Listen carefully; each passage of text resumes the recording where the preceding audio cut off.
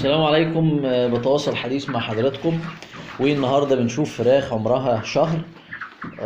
الوزن بتاعهم كويس، ولكن الفراخ طبعا يعني مبهدله. وسبب البهدله ان الشباك البحر دهوت كان مقفول، والفراخ برضو بصوا وضعها عامل ازاي. الفرخ دهوت عينه مسدوده خالص، يعني ما بيشوفش بسبب طبعا قفلان الشباك البحري. بصوا حتى السقف بسبب الكتمه عمل عين كبوت بسبب الاتربه والغبار اللي بيطلع من الارضيه. وكمان الفرش قش تحتهم وقش خفيف، عامل ريحه وحشه مع كتمه المكان، ففي غاز نشادر. لما بنخش المكان عينينا بتحرقنا بسبب الغاز طبعا. بسبب الغاز ده طبعا الفراخ حتى اللي عينها مش مسدوده عينها ملتهبه اهيت بسبب الريحه.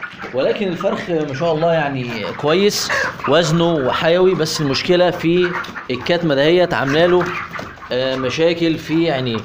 فلابد ان احنا دايما نوسع للفراخ بتاعتنا، ومع التوسعه التهويه، علشان الريحه الوحشه دهيت بتعمل التهابات في العين، تخلي العين توسع تحمر.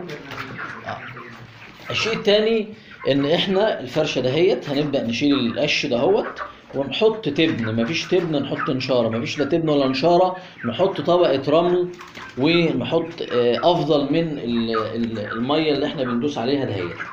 الشيء التاني ان احنا بدانا نفتح اهوت الشباك، ونفتح الباب برضو بتاعنا اهوت، علشان يعني الريحه تخرج من المكان، لان الفراخ فعلا عينيها فاضلها شويه وتتعمي خالص.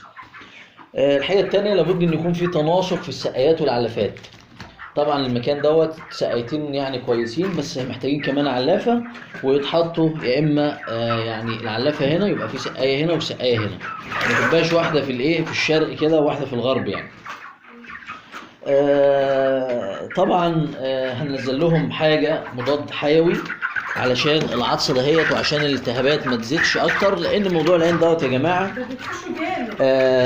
موضوع معدي، يعني المريض هيعدي السليم. فلابد طبعا من العلاج الموضعي، قطره بشري او تروميسين بشري، او لو ما لقيناش اي حاجه خالص والحاله بسيطه بنحط نقطه زيت اكل، علشان يعني زيت الاكل فيه احماض دهنيه وكده بتعمل عمليه ترطيب وبتهدي الالتهابات اللي في عين الفراخ بتاعتنا ديت. يعني الفرخ الحمد لله كويس، ولكن المشكله فيه بردان والعين كلها ملتهبه. فيعني لابد من تظبيط المكان، اطراف العين مضاد حيوي في الميه، ومراعاة التهوية من البحري والإبلي الاتنين مع بعض. بحري بيدخل هواء نضيف، الإبلي بيطلع الهواء اللي موجود في المكان. وإن شاء الله نشيل الفرشة دهيت خالص، لأن الفرخ بعد شهر بيجيب تحويل عالي جدا جدا. إنما بصوا الفراخ طبعا قاعدة على مية مع ريحة وحشة مع الجو مقفول، كل ده هوت يعمل لها مشاكل. والفرخ الأبيض فرخ حساس جدا جدا، وبيتأثر بأي شيء مش مظبوط. شكرا لحضراتكم.